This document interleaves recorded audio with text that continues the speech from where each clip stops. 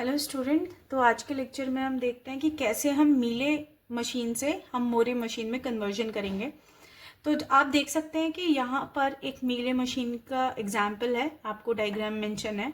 और कैसे ये पता चलेगा कि मीले है कि आप देख सकते हैं कि जो भी इनपुट है उसके साथ अटैच अगर आउटपुट है तो आप बोलेंगे कि जो ये गिवन डायग्राम है वो आपका मीले मशीन है, क्योंकि आपका मोरे मशीन में स्टेट के साथ आपका आउटपुट अटैच होता है।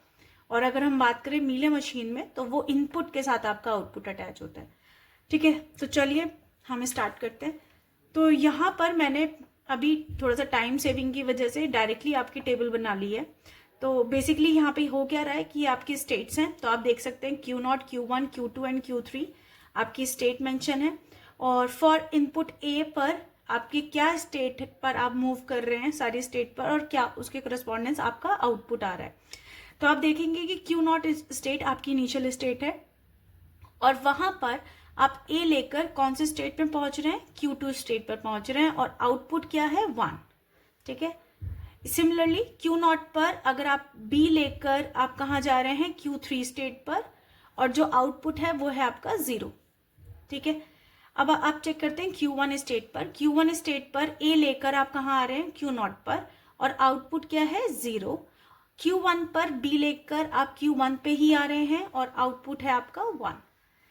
इसी तरह Q2 स्टेट पर आप ए लेकर जा रहे हैं Q1 पर और आउटपुट है 1, और Q2 पर बी लेकर आप Q2 पर ही आ रहे हैं और आउटपुट है 0।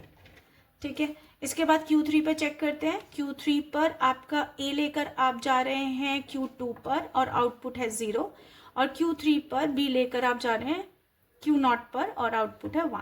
ठीक है, तो हमने इस तरह अपनी टेबल बना ली, मीले मशीन की आपने डायरेक्टली टेबल बना ली है। तो बेटर रहेगा कि आप डायरेक्टली डायग्राम से डायग्राम कन्वर्ट करें। बेटर है कि आप पहले टेबल में आइए और स्टेट का आउटपुट देखिए और उसके बेसिस पर आप कन्वर्ट कीजिए। तो हमने टेबल कन्वर्ट कर लिया। अब हम चेक करेंगे, क्योंकि मोरे का जो आउटपुट है वो डायरेक्टली किस पर डिपेंड करता है, जो भी आपकी करंट स्टेट है उस पर। तो आप देखेंगे, सबसे पहले आप Q0 का आउटपुट देखते हैं। इसके अकॉर्डिंग Q0 का आउटपुट क्या क्या हो रहा है। एक तो आपका 0 आ रहा है, यहाँ पर और कोई Q0 नहीं है। इस वाले पार्ट में हम देखते हैं, यहाँ पर आपका Q0 का आउटपुट है 1। तो आप देख सकते हैं कि Q0 के आपके पास दो आउटपुट आ रहे हैं, एक तो है आपका 0 और एक है आपका Q0 का आउटपुट 1। ठीक है, तो आपको क्या करना है, अब Q0 को दो पार्ट में स्प्लिट करना है, क्योंकि आपका मोरे मशीन में एक सिंगल ही आउटपुट रहने वाला है किसी पर्टिकुलर स्टेट का। तो अब Q0 दो पार्ट में ब्रेक होगी। कौन कौन सी, एक तो Q0 0 जिसका आउटपुट होगा आपका 0। इसके अलावा जो आपकी स्प्लिट होने वाली है Q0 1 में, यहां पर जो आउटपुट होगा वो रहेगा आपका 1। तो आपने जो स्प्लिट करे हैं वो बेसिस ऑफ आउटपुट आपने स्प्लिट करी है अपने स्टेट को। ठीक है, अब हम चेक करते हैं Q0 का, तो आपके दो आउटपुट थे। अब हम चेक करते हैं Q1 का क्या आउटपुट है। तो आप देखेंगे Q1 का आउटपुट 1 है और यहां पे भी Q1 का आउटपुट 1 है। तो आप इसको फर्दर स्प्लिट नहीं करेंगे। तो आप देखेंगे कि Q1 का जो आउटपुट है वो आपका सिंगल Q1 ही है। अब चेक करते हैं कि Q2 का आउटपुट आपका क्या रहने वाला है। तो आप देखेंगे कि Q2 के साथ क्या आउटपुट आ रहा है। एक तो आपको मिल रहा है 1, यहाँ पर आप इसे हाईलाइट करिए कि Q2 आपका मिल रहा है 1, और यहाँ पर Q2 एक और है जिसका आउटपुट है आपका 0। ठीक है, अब और आगे चेक करते हैं, तो यहाँ पर भी आपका क्या आउटपुट आ रहा है 0। तो अगेन Q2 भी आपकी फर्दर डिवाइड होगी, क्योंकि Q2 का भी आउटपुट आपको दो आउटपुट मिल रहे हैं। अब ये कैसे स्प्लिट होनी है। ठीक है, आप क्या करने वाले हैं, Q2 0 ये आउटपुट क्या देगी 0, और Q2 1 आपकी जो स्टेट है वो आउटपुट का क्या देगी 1। तो जब भी आपको आउटपुट 1 लिखना होगा तो आप वहां पर रिप्लेस करेंगे Q2 को Q2 1 से। अगर आउटपुट 0 पर आपको चेक करना है तो वहां पर आप Q2 को रिप्लेस करेंगे Q2 0 से। ठीक है, अब हम चेक करते हैं Q3 को। हमारा Q0 हो गया, Q1 हो गया, Q2। अब हम चेक करते हैं कि Q3 का आउटपुट क्या है। तो आप देखेंगे यहाँ पर कोई Q3 नहीं है, यहाँ पर एक Q3 है और इसका आउटपुट सिंगल आउटपुट मिल रहा है आपको 0। ठीक है, तो ये हमने कंक्लूड किया इस टेबल के अकॉर्डिंग। अब हम मोरे की टेबल बना रहे हैं। तो मोरे की टेबल में आप क्या करते हैं, आपके पास सिर्फ और सिर्फ प्रेजेंट स्टेट होगी, प्रेजेंट स्टेट, और यहां पर आपके रहने वाले इनपुट। तो हमारे पास ए इनपुट है और बी इनपुट है और हमारा आउटपुट, ठीक है। अब स्टेट क्यू नॉट आप देखेंगे, अब जो स्टेट है क्यू नॉट वो अब क्यू नॉट नहीं रहेगी, अब वो फर्दर दो पार्ट में डिवाइड हो चुकी है। तो अब जो क्यू नॉट थी वो क्यू नॉट 0 और क्यू नॉट 01 बन चुकी है। तो आप देखेंगे क्यू नॉट 0 और क्यू 01 आपकी आ रही है, ठीक है। सिमिलरली Q1 का आउटपुट एक सिंगल था, तो आपका Q1 सिंगल रहेगी। इसके बाद Q2 अगेन दो पार्ट में ब्रेक थी, तो अब Q2 एक स्टेट ना होकर आपकी क्या स्टेट हो जाएगी, Q2 0 और Q2 1, ठीक है। अब हम बात करते हैं Q3 की, क्योंकि Q3 का आउटपुट सिंगल था तो हम यहाँ पर Q3 ही लिखेंगे, ठीक है। यहां तक आपका सेम है।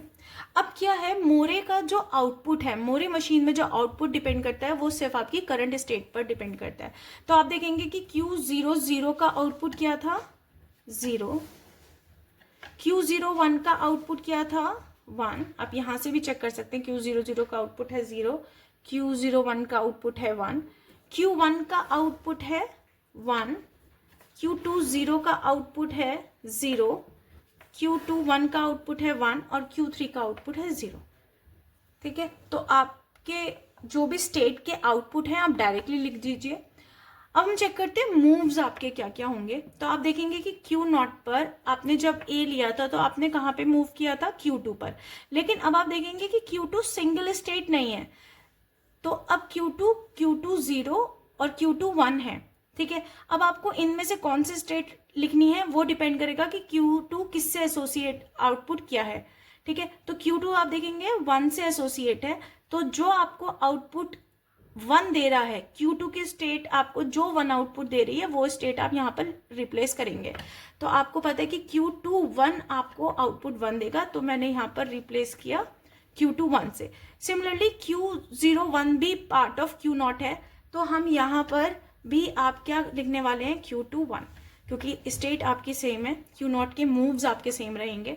अब आप चेक करें कि Q0 का B लेकर आप कहाँ पे मूव कर रहे हैं, Q3 पर, और आप देखेंगे कि Q3 आपकी सिंगल स्टेट है, तो दोनों ही Q0 0 और Q0 1 में आपके B पर Q3 पर ही मूव रहने वाला है, ठीक है। अब हम बात करते हैं Q1 की। तो Q1 A लेकर कहाँ मूव कर रहा है, Q0 पर, और अगेन Q0 दो पार्ट में स्प्लिट है, लेकिन आपको कौन सा Q0 लेना है जिसका आउटपुट है 0, और आप देख सकते हैं कि Q00 का जो है आपको आउटपुट मिलेगा 0, ठीक है। अब आप देखेंगे कि Q1 B लेकर कहाँ जा रहा है, Q1 पर, और Q1 क्योंकि सिंगल है तो आप क्या लिखने वाले हैं, यहाँ पर Q1 ही लिखने वाले हैं। अब हम बात करते हैं Q2 की। अब हम Q2 नॉट और Q2 1 जो है वो आपका इसी से ही पता चलेगा कि आपके क्या मूव्स हैं। तो आप देखेंगे कि Q2 पर A लेकर आप कहाँ पर आ रहे हैं, Q1 पर, और क्योंकि Q1 आपकी सिंगल स्टेट है तो आप क्या करने वाले हैं, दोनों पे Q2 0 पर भी और Q2 1 पर भी A पर आप कहाँ आने वाले हैं, Q1 पर, सॉरी, ठीक है। अब आप देखेंगे कि Q2 से B लेकर आप कहाँ पर आ रहे हैं, Q2 पर B लेकर आप Q2 पर आ रहे हैं, बट अब हमारे पास Q2 दो पार्ट में ब्रेक है, बट कौन सा आप लेंगे जिसका आपका आउटपुट 0 होगा, और आपको पता है कि Q2 0 का आउटपुट आपका 0 है, ठीक है। अब हम चेक करते हैं Q3 पर। Q3 A लेकर Q2 पर आ रहा है, Q2 अगेन दो पार्ट में ब्रेक है, और कौन सा लेंगे आप, Q2 0। सिमिलरली Q3 पर B लेकर आप कहाँ आ रहे हैं, Q0 पर। Q0 अगेन आपके दो पार्ट में ब्रेक है, लेकिन कौन सा आप लेंगे जिसका आउटपुट होगा 1, और आपको पता है कि Q0 1 का आउटपुट है आपका 1, ठीक है। तो ये आपने अभी मोरे की टेबल बना ली है, तो ये आपकी कंप्लीट टेबल है।